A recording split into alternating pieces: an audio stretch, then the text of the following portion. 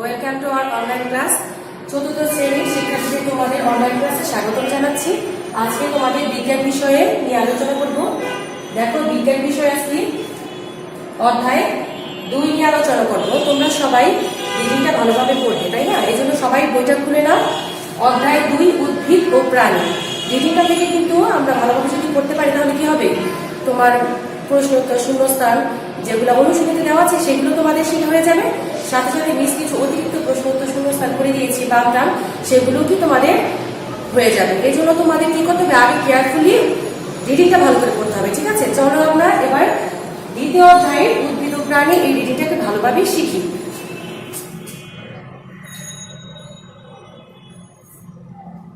দেখো, উদ্ভিদ ও প্রাণী।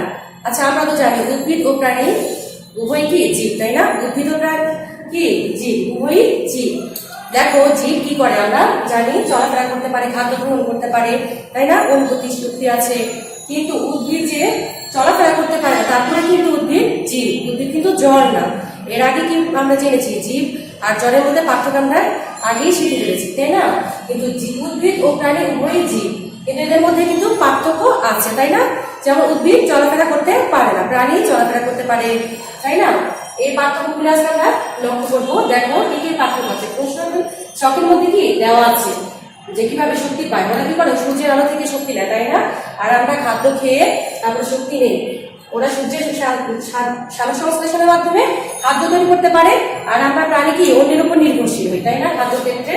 তারপর দেখো ওদের অঙ্গ কি আছে, মূল, পাতা, শাখা প্রশাখা, তাই না, কাণ্ড। আর প্রাণী কি হয়, হাত পা, তারপর মুখ, অনেকের ডানা থাকে, পাখনা থাকে, তাই না? এই যে পার্থক্যগুলো কি, কিন্তু দুজনেই এই উদ্ভিদও হচ্ছে জীব, প্রাণীও জীব, কিন্তু এদের মধ্যে কিছু পার্থক্য আছে, তাই না? যেমন উদ্ভিদ চলাচল করতে পারে না, প্রাণী কি এক জায়গা থেকে আরেক জায়গায় এমন স্থানে চলাচল করতে পারে। আবার উদ্ভিদ সাড়া প্রদান করতে পারে না, তাই না? আমরা কিন্তু ডাক দিলে বা কোনো কথা বললে সাড়া দিতে পারি, কথা বলতে পারি। ওরা কি করে, কিন্তু সাড়া প্রদান করতে পারে না, কিন্তু ওদের অনুভূতি আছে। উদ্ভিদ যখন যেমন লজ্জাপতি গাছ ওদের কি নিয়ে যায়, তাই না? তার মানে কি ওদের স্পষ্ট শক্তি আছে। ঠিক আছে, দেখো সপ্তাহের মধ্যে তোমরা এগুলি খাতায় লিখবে। তারপরে দেখো নিচে কি আছে, যে একটি ছেলে আর একটি মেয়ে কথা বলছে, তাই না? তুমি কি উদ্ভিদ ও প্রাণীর বৈশিষ্ট্যগুলি মনে করতে পারো? আর ও বলছে কি হ্যাঁ, চলাচলের জন্য প্রাণী কি হাত, এই যে তোমাদের কিছুক্ষণ আগে বললাম হাত, ডানা, পাখনা রয়েছে, কিন্তু উদ্ভিদ কি মূলের সাহায্যে মাটির সাথে আটকে থাকে। আটকে থাকার কারণে ওরা কি চলাচল করতে পারে না, দেখছো? তার মানে কি উদ্ভিদ আর প্রাণী উভয়ই জীব, জড় পদার্থ নয়, তাই না? এরপর দেখো সারসংক্ষেপে কি আছে, উদ্ভিদ এবং প্রাণী নানাভাবে একে অপর থেকে কি ভিন্ন। তো দেখো খাদ্য তৈরি করে। উদ্ভিদ কি করে, দেখো নিজের খাদ্য নিজেই তৈরি করতে পারে, প্রাণী কি নিজের খাদ্য নিজে তৈরি করতে পারে? পারে না। ওরা কি, আমরা যেমন খাদ্যের জন্য কি করি, প্রাণী বিভিন্ন উদ্ভিদের উপর নির্ভরশীল, তাই না? যেমন খাদ্যের জন্য প্রাণী বিভিন্ন উদ্ভিদ, যেমন শাকসবজি আমরা কি উদ্ভিদ থেকে পেয়ে থাকি, ফলমূল, শাকসবজি এগুলো আমরা উদ্ভিদ থেকে খাদ্যের উপর মানে নির্ভরশীল, উদ্ভিদের উপর, তাই না? তেমন আমার প্রাণীর উপরও নির্ভরশীল। যেমন আমরা কি হাঁস, মুরগি, গরুর মাংস, খাসির মাংস এগুলি খাই, এগুলি কি প্রাণী থেকে আসে, তাই না? তাহলে খাদ্যের জন্য প্রাণী কি করে, উদ্ভিদ থেকেও যেমন আমরা নির্ভরশীল, প্রাণীর উপরও নির্ভরশীল। আবার দেখো এখানে অন্য প্রাণী কি করে, এক প্রাণী আরেক প্রাণী কি খায়। যেমন উদ্ভিদও কি লতা পাতা খায় না, গরু ছাগলরা কি করে লতা পাতা খেয়ে বাঁচে। তেমনই আবার দেখো ভাত, ওরা আবার প্রাণীর উপর নির্ভরশীল, হরিণ খায়, তাই না?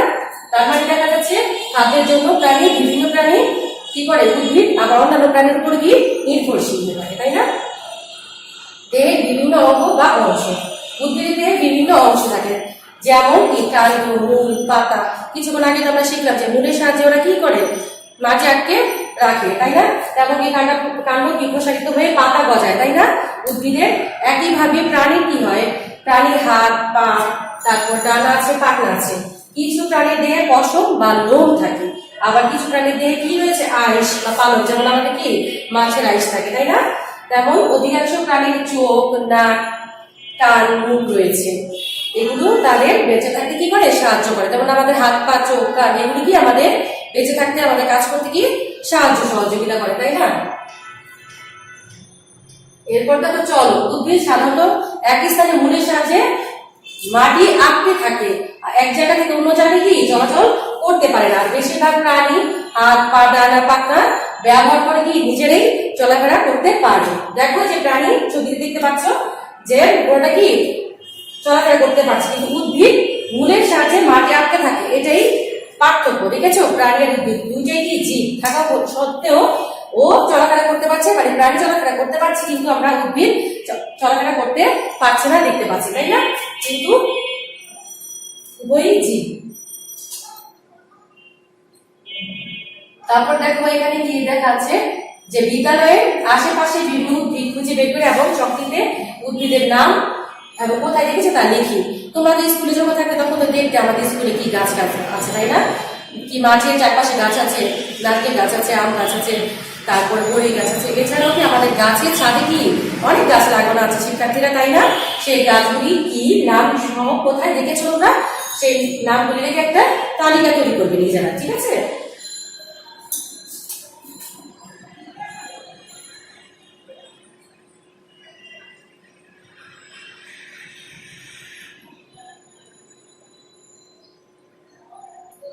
দেখো সারসংক্ষেপ, উদ্ভিদের আবাসস্থল। উদ্ভিদ কোথায় বাস করে? কোন কোন উদ্ভিদ কিভাবে বাস করতে পারে দেখো, খেয়াল করো। উদ্ভিদ প্রখর সূর্যের আলোযুক্ত স্থানে বাস করে, যেমন আম জাম কাঁঠাল এগুলো কি প্রচুর রোদ লাগে, ঠিক আছে? এগুলো ছায়াযুক্ত স্থানে কি বাঁচতে পারে না। কিছু উদ্ভিদ রয়েছে ছায়াযুক্ত স্বেচ্ছাসেবী শীতল স্থানে বাস করে, যেমন মস ফার্ন জাতীয় উদ্ভিদ। আবার কোন কোন উদ্ভিদ কি করে পানিতে জন্মায়, যেমন কচুরি পানা শাপলা। আমরা কি দেখি ওগুলি কি পানিতে থাকে, এগুলিকে আমরা মাটিতে রাখি, মাটিতে গাছে না, গাছ কিন্তু এই কচুরি পানা শাপলা কিন্তু মাটিতে না পানিতে জন্মে, ঠিক আছে? আবার যদি আম গাছ কাঁঠাল গাছকে আমরা পানিতে রাখলে হবে না, সেই গাছ কখনো বাঁচবে। এই জন্য আমাদের কি সূর্যের প্রখর আলো লাগবে হলে আম জাম কাঁঠাল। আর অন্য উদ্ভিদ কোথায় হয়? ছায়াযুক্ত স্বেচ্ছাসেবী স্থানে, সেগুলো হচ্ছে কি মস ফার্ন জাতীয় উদ্ভিদ। আর যেই সব উদ্ভিদ যেমন পানিতে জন্মে কচুরি পানা শাপলা এগুলো কোথায় হয়? পানিতে। কলমি হেলেঞ্চ ইত্যাদি উদ্ভিদ আবার কি হয়? মাটি পানি উভয় পরিবেশে কি বেঁচে থাকতে পারে, মানে জন্মাতে পারে, ঠিক আছে? দেখো এখানে ছবিতে দেখা যাচ্ছে সূর্যের আলোতে কি হচ্ছে, আম গাছে আম ঝুলছে, তাই না? প্রখর সূর্যের আলো যুক্ত স্থানে লাগানো আছে, তাই না? এখানে পানিতে জন্মানো হয়েছে কি কচুরি পানা। আবার পুরানো দেখো যেখানে আমরা মস ফার্ন এগুলো কোথায় থাকে দেখো, পুরান বিল্ডিং এর আশেপাশে স্যাঁতস্যাঁতে পরিবেশ থাকে না, ঠান্ডা শীতল, সেখানে এই উদ্ভিদগুলো জন্মে থাকে। তারপরে কলমি শাক, এখানে দেখো আমরা কিছুক্ষণ আগে দেখলাম যে আমরা এই শাকটা কি কলমি শাক, তাই না? এগুলি কোথায় জন্মে? উভয় পরিবেশে, পানিতে ও মাটিতে উভয় পরিবেশে বাঁচতে পারে, তাই না? কিছু উদ্ভিদ লবণাক্ত মাটিতে জন্মে। এই যে দেখো সুন্দরবন একটি লবণাক্ত মাটির পরিবেশ। সুন্দরবন কি লবণাক্ত মাটির পরিবেশ। এই পরিবেশে যে সকল উদ্ভিদ জন্মে তা অন্যান্য অঞ্চল থেকে কি ভিন্ন। দেখো শ্বাস গ্রহণের জন্য এই সকল উদ্ভিদ কি শ্বাসমূল, বিশেষ একটা শ্বাসমূল ব্যবহার করে, মানে থাকে ওদের সুন্দরী গড়াল কেওড়া গাছে, ঠিক আছে? এই গাছগুলি সব উদ্ভিদে থাকে না। সুন্দরবনের গাছগুলিতে যেগুলি শ্বাস গ্রহণের জন্য উদ্ভিদের কি হয় শ্বাসমূল থাকে, ঠিক আছে? এটা হচ্ছে একটা বৈশিষ্ট্য যে সুন্দরবনের গাছের উদ্ভিদের কি হবে শ্বাসমূল থাকবে। কোন কোন উদ্ভিদ আবার অন্য কোনো বড় উদ্ভিদের উপর জন্মে, এক উদ্ভিদকে আরেক উদ্ভিদের উপর জন্মাতে থাকে, লতায় পাতায় জন্মে থাকে, দেখো না? যেমন স্বর্ণলতা রাসনা ইত্যাদি এগুলা কি এক উদ্ভিদের উপর, আবার ছোট ছোট উদ্ভিদ জন্মে থাকে বড় উদ্ভিদের উপর। এরপরে দেখো উদ্ভিদ ও প্রাণী পরিবেশে প্রাণী। দেখো এতক্ষণ তো বললাম যে উদ্ভিদ কোন কোন পরিবেশে বাঁচতে পারে, তেমন কিন্তু প্রাণীও বিভিন্ন স্থানে বাস করে, যেমন মাটি পানি গাছপালা পাহাড় পর্বত ইত্যাদি, তাই না? প্রায় কোন কোন স্থানে বাস করতে পারে সেগুলি আমরা এখানে একটা ছক লিখবো, ঠিক না? দেখো মানুষ কি মাটিতে, তাই না? এখন মাছ আমরা এখানে কি জানি পানিতে বাস করে, তাই না? আবার ভাগ হরিণ এগুলো কোথায় বাস করে? বনে জঙ্গলে। সেটা কি সবটা তোমরা খাতায় পড়বে, ঠিক আছে? দেখো একটা সুন্দরবনের ছবি দেওয়া আছে, দেখো উদ্ভিদ মাটিতে জমি আছে, তাই না? এমনকি কুমির ডাঙায় বাস করে, আবার কি মাটিতেও বাস করে। গাছে থাকে দেখো গাছে কোটরে কি আবার মাটি নিচে গর্ত করে বিভিন্ন প্রাণী, যে দেখো গাছের ভিতর গর্ত করেও অনেক উদ্ভিদ বসবাস করে। গাছে মৌমাছি বাসা বাঁধে, পাখি বাসা বাঁধে, তাই না? এভাবেও কি ওরা বাঁচে। আবার পানিতে বিভিন্ন মাছ থাকে, মানে বিভিন্ন প্রাণী বিভিন্ন ভাবে বেঁচে থাকে বাসা বেঁধে, তাই না? দেখো এখানে ব্যাঙ কচ্ছপ কি করে, ওরা মাটিতে পানিতে উভয় স্থানেই বসবাস করতে পারে। দেখো এখানে কি ডাঙায় উঠে আছে, ও কি আবার পানিতেও বাস করতে পারে, তাই না? আচ্ছা, দেখো প্রাণীর বাসস্থান, বিভিন্ন প্রাণী পরিবেশে বিভিন্ন স্থানে বাস করে, যে কিছুক্ষণ আগে আমরা পড়লাম ছবিটা দেখে।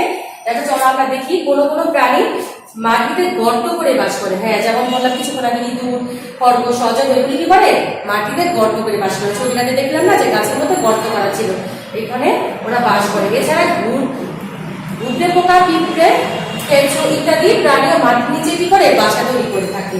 দেখো খরগোশ কি করে মাটিতে গর্ত করে বাস করছে, দেখেছো? আর এখানে কি মাটির নিচে ইঁদুর কি করেছে, ভিতরে কি পিঁপড়া, ওরা কি করে মাটির নিচে গর্ত নিচে বসবাস করে। দেখো প্রাণী কত ভাবে বসবাস করছে। তারপর আবার কিছু প্রাণী কি করে, শিয়াল, বেজি এগুলি কি ঝোপঝাড় ঘন বন জঙ্গলে বাস করে, ঠিক আছে? পাখি, কাঠবিড়ালি এগুলি গাছের ডালে বা কোটরে ডালা কি করে বাসা বেঁধে বাস করে, ঠিক আছে? তারপরে প্রজাপতি, মৌমাছি তারাও কি করে গাছে থাকে। যে প্রজাপতি, মৌমাছি, পাখি ওরা কি করে গাছে বাসা বেঁধে গাছে বসবাস করে না? তারপরে মাছ, চিংড়ি এগুলো তো প্রাণী, তাই তো? ওরা কি করে আবার, ওরা কি গাছে থাকে না, ওরা কি করে পানিতে বসবাস করে। মাছ এগুলা কি আমরা জানি পানিতে বসবাস করে, তাই না? ব্যাঙ, কচ্ছপ, কুমির আমরা এগুলি কি মাটিতে আবার জানি পানিতে, ওরা উভচর প্রাণী, তাই না? দেখো ওরা উভয় স্থানে থাকতে পারে, ঠিক আছে? ব্যাঙ, কচ্ছপ, কুমির ইত্যাদি মাটি ও পানি উভয় স্থানে বসবাস করতে পারে, ঠিক আছে? দেখো যে পড়লাম যে আমরা কচ্ছপ, মাছ এগুলো কি করছে পানিতে বসবাস করছে, দেখছো? আবার গাছে কি করছে, পাখি বাসা তৈরি করে আছে, ঠিক আছে? ওরা ওখানে বাসা তৈরি করে বসবাস করে। এরপর দেখো আবাসস্থলের ভিত্তিতে উদ্ভিদ ও প্রাণীর বিভিন্নতা রয়েছে। দেখো আমরা জেনেছি উদ্ভিদ ও প্রাণী পরিবেশের বিভিন্ন স্থানে বাস করে, এটা আমরা জেনেছি, তাই না? পৃথিবীতে জীবের বসবাসের জন্য বিভিন্ন পরিবেশ রয়েছে, যেমন মাটি বা স্থলজ পরিবেশ, পানি বা জলজ পরিবেশ, সামুদ্রিক পরিবেশ, তারপরে মরুভূমির পরিবেশ, বনজ পরিবেশ, মেরু অঞ্চলের পরিবেশ, ঠিক না? এতগুলি পরিবেশে কি আমরা ওদের পরিবেশের ভিন্নতার কারণে কি ওদের বৈশিষ্ট্যগুলো ভিন্ন, আলাদা। উদ্ভিদ ও প্রাণী বিভিন্নভাবে এই সকল পরিবেশে নিজেদের খাপ খাইয়ে কি করে টিকে থাকতে পারে, বেঁচে থাকতে সাহায্য করে, ঠিক আছে? দেখো মরুভূমির পরিবেশে কি করে, মরুভূমি হলো অত্যন্ত শুষ্ক স্থান, যেখানে পানির পরিমাণ খুবই কম, ঠিক আছে? বৃষ্টিপাত হয় না বললেই চলে। মরুভূমির অঞ্চলে কি হয়, পানি একদমই কম থাকে, বৃষ্টিপাত হয় না। তারপর এই জন্য কি হয়, মরুভূমিতে কিছু কাঁটা জাতীয় কি থাকে উদ্ভিদ জন্মে, যেমন ক্যাকটাস, এগুলো উদ্ভিদের কাণ্ড পাতা কি হয় রসালো হয়, হ্যাঁ, এবং বহিরাবর কি হয় মসৃণ হয়, যা পানি ধরে রাখতে সাহায্য করে। যেমন এছাড়া কি করে, এরা বিভিন্ন ধরনের প্রাণী মরুভূমিতে বাস করে, তাই না? সাপ, গিরগিটি, উট ইত্যাদি। উট কি করে, তার পিঠের কুচে কি করে চর্বি জমিয়ে রাখে, এই চর্বিটা কি তাকে দীর্ঘ সময় পানি ও খাবার ছাড়া মরুভূমি পরিবেশে টিকে থাকতে সাহায্য করে, ওকে বেঁচে থাকতে সাহায্য করে। তার মানে দেখা যাচ্ছে পরিবেশে ভিন্নতার কারণে শুষ্ক স্থানে ওরা জন্মেছে, ঠিক আছে, কিন্তু তারপরে ওদের মানে পরিবেশ থেকে তৈরি হয়ে যাচ্ছে কাঁটাযুক্ত স্থানে। কাঁটাযুক্ত উদ্ভিদের কি হয়, ওদের বহিরাবরণ মসৃণ হয়, যা পানি ধরে রাখতে পারে, মানে ওখানে যে পানির পরিমাণ কম, কিন্তু ওরা নিজেদের শরীরের মধ্যে কি করে পানি ধরে রাখতে পারে। তেমনই উট কি করে চর্বি জমিয়ে রাখে, যা দীর্ঘ সময় পানি ও খাবার ছাড়া মরুভূমি পরিবেশে বেঁচে থাকতে পারে, ঠিক আছে? ওরা পরিবেশের সাথে টিকে থাকতে সাহায্য করে। এরপরে দেখো, যেমন যে বনজ পরিবেশ দেখছো, হরিণ, বাঘ আছে। এছাড়া জলজ পরিবেশে আমার কি দেখো, মাছ, চিংড়ি মাছ ওরা কি করে বেঁচে থাকে। দেখো বনজ পরিবেশ, যখন কোন স্থানে প্রাকৃতিকভাবে বিভিন্ন উদ্ভিদ প্রচুর পরিমাণে, মানে উদ্ভিদ তো আমরা গাছে নিজেরাও গাছে ছাদে লাগাই, তাই না? সেটা কি বনজ পরিবেশ বলা যাবে না, সেই উদ্ভিদটাকে বনজ পরিবেশ বলা যাবে না। প্রাকৃতিকভাবে বিভিন্ন ধরনের উদ্ভিদ যদি প্রচুর পরিমাণে অনেক পরিমাণে থাকতে হবে, ঠিক আছে, জন্মায়, তখনই সেখানে বনের সৃষ্টি হয়, ঠিক আছে? যেমন আমরা যখন গাছ লাগাই ছাদে, সেটা বনের সৃষ্টি করতে পারবো না, প্রাকৃতিকভাবে হতে হবে এবং প্রচুর পরিমাণে বনের সৃষ্টি করতে হবে, তবে কি সেটা বন হবে, ঠিক আছে? যেমন সুন্দরবন, শালবন। বনজ পরিবেশে আবার অনেক প্রাণীর আবাসস্থল, যেমন দেখো রয়্যাল বেঙ্গল টাইগার, হরিণ, বনবিড়াল, বানর, মেছোবান এগুলা কি ইত্যাদি। এই প্রাণীগুলো থাকে কোথায়, বনে থাকে। এগুলিকে আমরা বাসা বাড়িতে রাখতে পারবো না, ভাগ্যে আমাদের ঘরের কাছে রাখতে পারবো না, ওরা কি বনজ পরিবেশেই থাকতে পছন্দ করে, ওদের ওখানেই রাখতে হবে, তাই না? দেখো জলজ পরিবেশ, পুকুর, খাল, বিল ইত্যাদি হলো জলজ পরিবেশ, তাই না? আমাদের দেশে কি অনেক খাল বিল আছে, নদী পুকুর আছে, এগুলি কি জলজ পরিবেশ। পানিতে জন্মানো বিভিন্ন উদ্ভিদের মধ্যে রয়েছে কি দেখো শাপলা, কচুরিপানা, আমরা দেখি শাপলা দেখি না, কচুরিপানা, এগুলো কি পানিতেই জন্মায় ইত্যাদি। আবার প্রাণীর মধ্যে রয়েছে ঝিনুক, চিংড়ি মাছ ইত্যাদি বিভিন্ন মাছ জন্মায়, তাই না? ওরা কি জলজ পরিবেশে থাকে। আবার সামুদ্রিক পরিবেশ দেখো, সমুদ্রের পানি, সমুদ্র হলো লবণাক্ত পানির বিশাল ভান্ডার। দেখো সমুদ্রে তোমরা গিয়েছো, সমুদ্রের পানিটা কেমন লাগে? উঠে গেলে একটু লবণ লবণ লাগে না? হ্যাঁ, এটা লবণাক্ত পানির বিশাল ভান্ডার হচ্ছে সমুদ্র। এখন সমুদ্রের মধ্যে অনেক উদ্ভিদ ও প্রাণীর আবাসস্থল। সেখানে তো অনেকটা বড় সমুদ্র, আমরা তো এত গভীরে যাই না, তাই না? সেখানে কি অনেক গভীরে গিয়ে দেখা গেছে কি ওখানে অনেক উদ্ভিদ ও প্রাণীর আবাসস্থল, সেখানে অনেক প্রাণী আর উদ্ভিদ বসবাস করে। সামুদ্রিক প্রাণীর মধ্যে কি রয়েছে? তিমি, ডলফিন, মাছ, কাঁকড়া, এগুলি কোথায় থাকে? সমুদ্রে থাকে, ঠিক আছে? সামুদ্রিক উদ্ভিদের মধ্যে কি আছে দেখো, উদ্ভিদের মধ্যে সামুদ্রিক শৈবাল, এগুলো কোথায় বসবাস করে? সমুদ্রে বসবাস করে, তাই না? সেটা হচ্ছে সামুদ্রিক পরিবেশ। সমুদ্রের যে কত বড় সমুদ্র, তাই না? সমুদ্রের মধ্যে অনেক প্রাণী, অনেক উদ্ভিদ বসবাস করে, তাই না?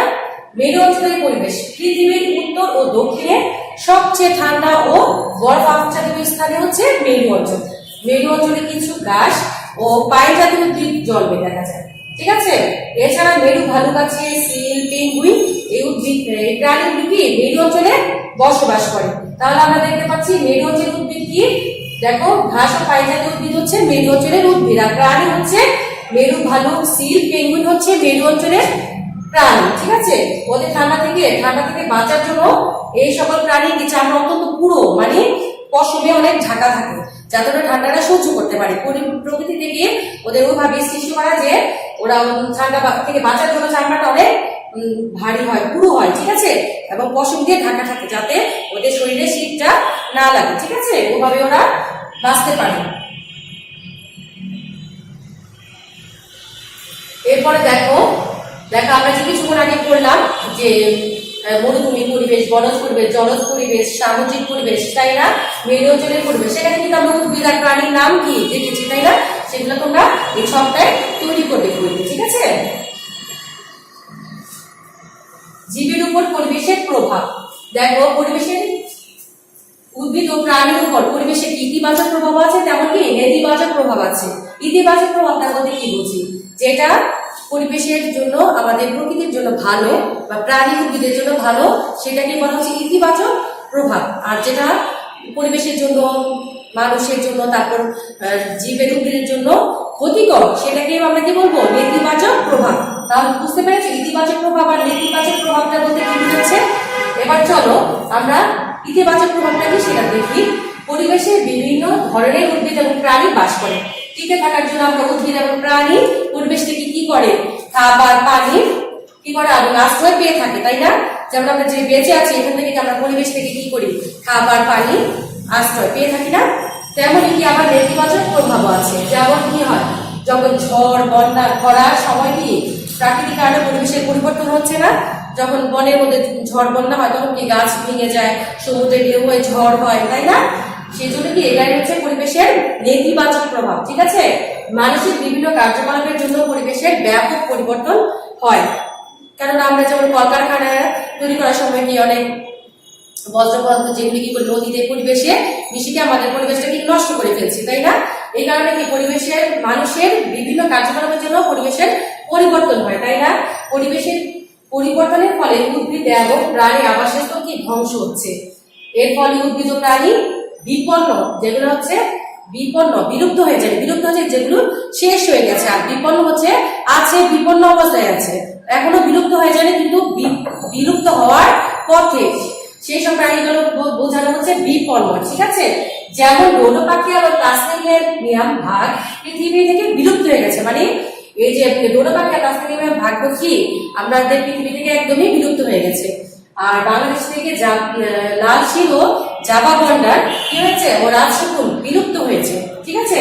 বিলুপ্ত মানে একদম শেষ হয়ে গেছে। আর বর্তমানে তারি, পাম ও রয়্যাল বেঙ্গল বিপন্ন, মানে বিপন্ন পথে, এগুলো বিলুপ্ত হয়ে যায়নি, এখনো রয়েছে কিন্তু বিলুপ্ত হওয়ার পথে। এগুলো আমাদের সংরক্ষণের জন্য কাজ করতে হবে। নাহলে কি এই যে রয়্যাল বেঙ্গল টাইগার আমরা সুন্দর করে চাই দেখতে পাই, কিন্তু এগুলো যদি বিপন্ন মানে বিলুপ্ত হয়ে যায়, তাহলে কিন্তু আমরা সেখানে সৌন্দর্য হারিয়ে ফেলবে, আমরা কি আর সুন্দরবনে বাঘ দেখতে পারবো, তাই না? তারপরে দেখো সবটাতে কি করা আছে, যে প্রাকৃতিক কারণে যেমন ঝড়, বন্যা, খরা, তাই না, আর মানব সৃষ্ট কারণ যেমন কলকারখানার কারণে বিভিন্নভাবে তৈরি পরিবেশে নষ্ট হওয়ার কারণগুলো কি তোমরা এই সবটায় লিখতে পারো। তারপরে দেখো অনুশীলনী, আমরা অনুশীলনীতে চলে আসছি। অনুশীলনীতে দেখো শূন্যস্থান পূরণ দেওয়া আছে, তাই না, সেগুলো আজকে আমরা শিখবো। এখন তোমরা যদি রিডিংটা ভালোভাবে পড়ো, দেখো এখানে সেই উত্তরগুলো আমরা পেয়ে যাবো। দেখো পরিবেশে যে স্থানে কোন উদ্ভিদ এবং প্রাণী বাস করে সেটিটা কি আবাসস্থল। দেখো রিডিংটা পড়লে তোমরা অবশ্যই পারবে, আবাসস্থল।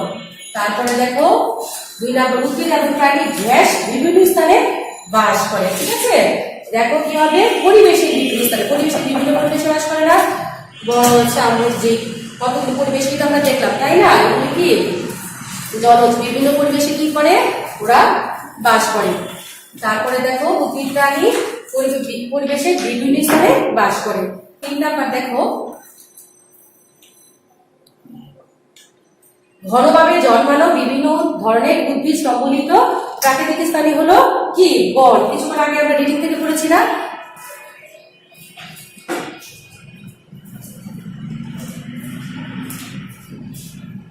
লবণাক্ত পানির বিশাল ভান্ডার হলো গ্যাস, কি হবে সমুদ্র, তাই না, দেখো সমুদ্র, তাই না। তারপরে উট তার পিঠের পুঁজে গ্যাস জমিয়ে রাখে, কি হবে উট তার পিঠের পুঁজে চর্বি জমিয়ে রাখে, তাই না।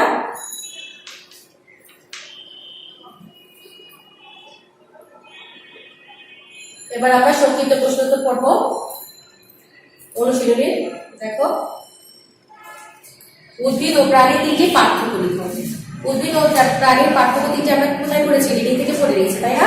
দেখো চলো আমরা আবার একটু শিখে নিই কিভাবে লিখতে হবে প্রশ্নের অ্যান্সারটা। উদ্ভিদ ও প্রাণীর 3টি পার্থক্য নিচে দেওয়া হলো। 1 নাম্বার দেখো, উদ্ভিদের দেহে মূল, কাণ্ড এবং পাতা থাকে, তাই না, কিন্তু প্রাণীর কি উদ্ভিদের মূল, কাণ্ড, পাতা থাকে উদ্ভিদের মতো না। প্রাণীর হাত, পা, ডানা, পাখনা রয়েছে।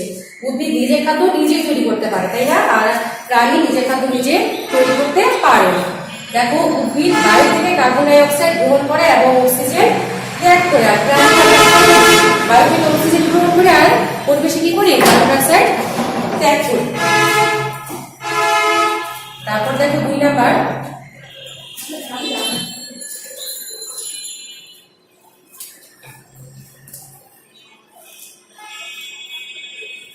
কি কি কারণে পরিবেশের পরিবর্তন হয়। দেখো বিভিন্ন ধরনের প্রাকৃতিক দুর্যোগ, যেমন আমরা কিছুক্ষণ আগে পড়েছি খরা, বন্যা, ঝড়, ভূমিকম্পের কারণে এই পরিবেশের পরিবর্তন হয়। এছাড়া মানুষের বিভিন্ন কার্যকলাপের বা কর্মকাণ্ডের ফলে কি পরিবেশের বিভিন্ন পরিবর্তন হয়। 3 নাম্বার দেখো, উদ্ভিদ ও প্রাণী 4টি আবাসস্থলের নাম লিখো। দেখো উত্তরটা, উদ্ভিদ ও প্রাণী 4টি আবাসস্থলের নাম হলো মাটি, পানি, গাছপালা, পাহাড় পর্বত, তাই না, আমরা রিডিং থেকে শিখেছি। এবার দেখো বড় প্রশ্ন, ক্যাকটাস ও উট কিভাবে মরুভূমিতে টিকে থাকে। দেখো মরুভূমি হলো অত্যন্ত শুষ্ক স্থান যেখানে পানির পরিমাণ খুবই কম থাকে, বৃষ্টিপাত হয় না বললেই চলে।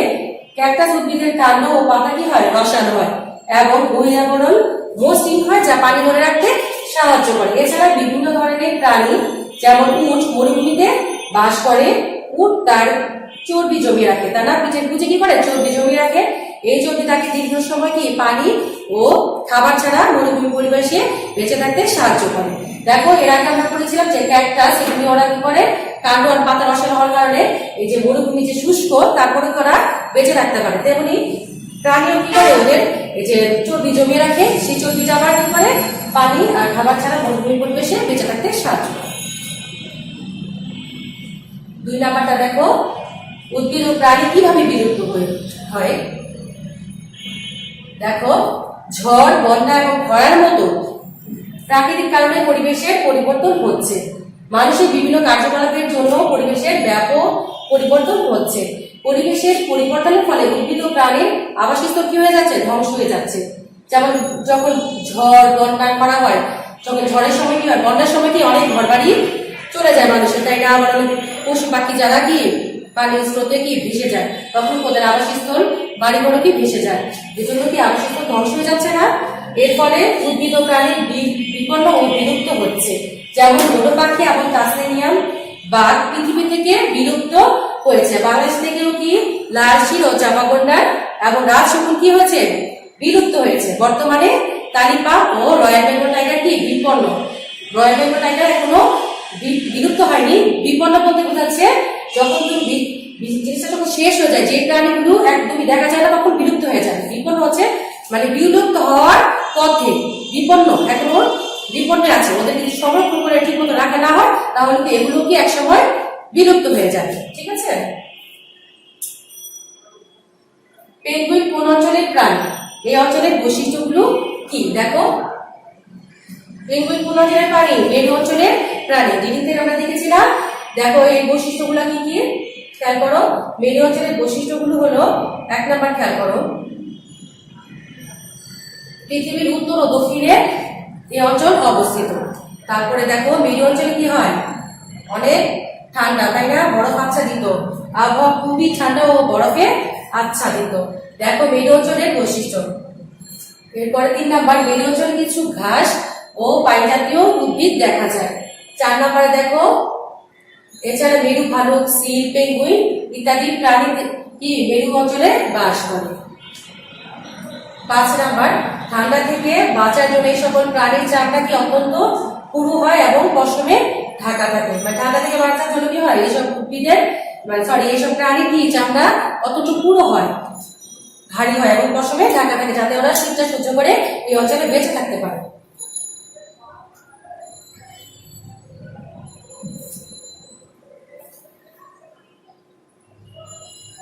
দেখো বাম পাশের সাথে ডান পাশের বাক্যাংশের কি মিল করে। দেখো এখানে এটা অনুশীলনী, ঠিক আছে, অনুশীলনীতে এটা দেওয়া আছে। কি হবে, তিমি কোথায় বাস করে? তিমি সমুদ্রে, তাই না। তারপর কচুরিপানা, কচুরিপানা হচ্ছে কি পুকুরে। আর গিরগিটি কি আমরা দেখেছি গিরগিটি মরুভূমিতে। আর বানর বনে, তাই না।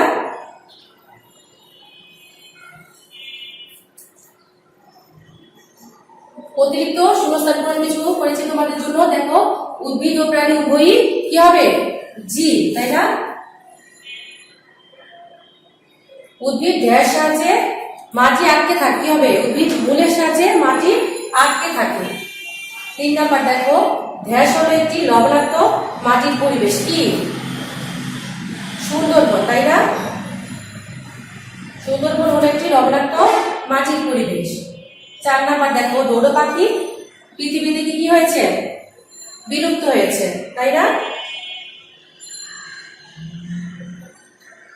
5 নাম্বার, শ্বাস গ্রহণের জন্য সুন্দরী ও গড়াল উদ্ভিদের ঢেস রয়েছে। আমরা কি করেছিলাম, যে শ্বাস গ্রহণের জন্য সুন্দরবনের কিছু কিছু উদ্ভিদের যে কি লাগে, শ্বাসমূল লাগে, তাই না। এই শ্বাসমূলটা কি শ্বাস গ্রহণের জন্য ওদের কাজে লাগে। শ্বাসমূল হচ্ছে সুন্দরবনের সুন্দরী ও গড়াল উদ্ভিদের রয়েছে, তাই না। শ্বাস গ্রহণের জন্য সুন্দরী ও গড়াল উদ্ভিদের কি রয়েছে, শ্বাসমূল রয়েছে।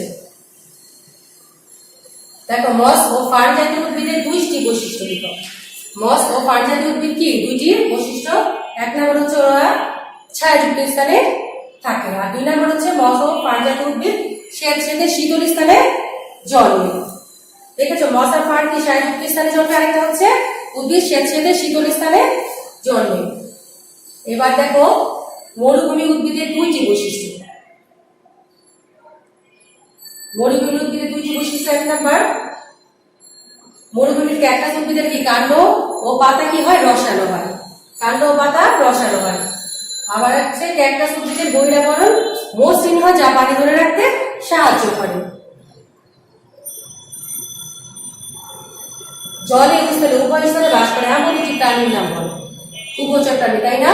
জলের স্তরে বাস করে তাদেরকে কি বলে আমরা, উভচর প্রাণী, তাই না।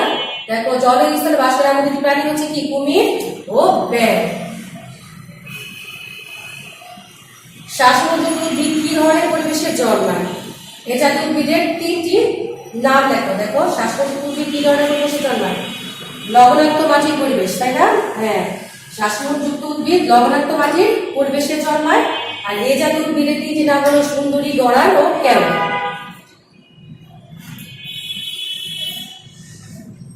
সমুদ্র কাকে বলে? সমুদ্রে বসবাসকারী কয়েকটি উদ্ভিদ ও প্রাণীর নাম লিখো। দেখো সমুদ্র কি? সমুদ্র হচ্ছে লবণাক্ত পানির বিশাল ভান্ডারই হচ্ছে সমুদ্র। তাহলে লবণাক্ত পানির বিশাল ভান্ডারকে কি বলে? সমুদ্র বলে। সমুদ্রে বসবাসকারী কয়েকটি প্রাণী, উদ্ভিদ ও প্রাণীর নাম। দেখো সমুদ্রে বসবাসকারী প্রাণীদের মধ্যে কি রয়েছে? তিমি, ডলফিন, মাছ, কাঁকড়া ইত্যাদি। আর সামুদ্রিক উদ্ভিদের মধ্যে রয়েছে বিভিন্ন সামুদ্রিক শৈবাল। খেয়াল করো তাহলে, পৃথিবী থেকে কোন প্রাণী বিলুপ্ত হয়েছে? পৃথিবী থেকে দেখো ডোডো পাখি ও তাসমানিয়ান বাঘ কি হয়েছে? বিলুপ্ত হয়েছে। পৃথিবী থেকে ডোডো পাখি ও তাসমানিয়ান বাঘ কি বিলুপ্ত হয়েছে। উদ্ভিদ ও প্রাণীর উপর পরিবেশের ইতিবাচক প্রভাব। ইতিবাচক প্রভাব যেগুলো বলেছি না, ভালো গুণ, মানে যেগুলি পরিবেশে বেঁচে থাকতে সাহায্য করে সেটা হচ্ছে ইতিবাচক প্রভাব। আর যেগুলি হচ্ছে ক্ষতি করে আমাদের পরিবেশের জন্য সেটা হচ্ছে নেতিবাচক প্রভাব। দেখো আমরা ইতিবাচক প্রভাবটা ভালো দিকটা কি দেখছি, যে পরিবেশে বিভিন্ন ধরনের উদ্ভিদ এবং প্রাণী বাস করে, তাই না? টিকে থাকার জন্য উদ্ভিদ এবং প্রাণী পরিবেশ থেকে খাবার, পানি ও আশ্রয় পেয়ে থাকে। ঠিক আছে?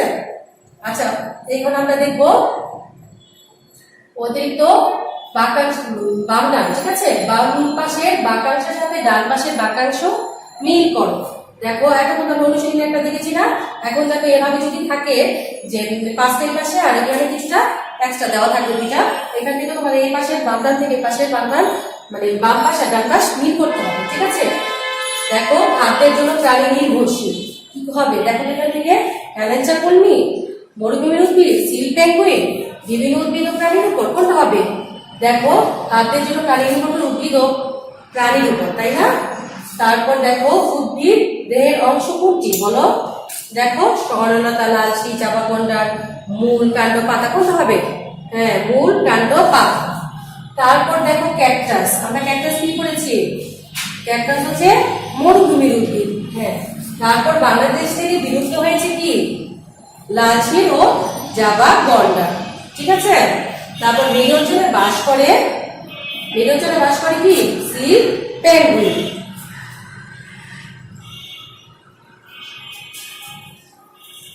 দেখো উত্তরটা তোমাদের সুবিধার্থে আমি করে দিয়েছি সম্পূর্ণটা। খাদ্যের জন্য প্রাণী নির্ভর করে, নির্ভরশীল বিভিন্ন উদ্ভিদ ও প্রাণীর উপর। এরপর দেখো উদ্ভিদ দেহের অংশ, মূল, কাণ্ড, পাতা। তারপরে দেখো 3 নাম্বার ঘ, ঘ হচ্ছে ক্যাকটাস, মরুভূমির উদ্ভিদ। ঘ নাম্বারটা দেখো বাংলাদেশ থেকে বিলুপ্ত হয়েছে লালচি ও জাবা গন্ডার। দেখেছো? দেখো ও নাম্বার কি আছে? মেরু অঞ্চলে, ও নাম্বার মেরু অঞ্চলে বাস করে সিল পেঙ্গুইন। ঠিক আছে? তাহলে তোমরা কি করবে? বাংলাটা যখন লিখবে এভাবে সিরিয়ালি লিখবে, কিন্তু পুরো মাঝখানে দাগ হাইফেন কিছু দিবে না। ঠিক আছে? এভাবে লাইনটা সম্পূর্ণ করবে।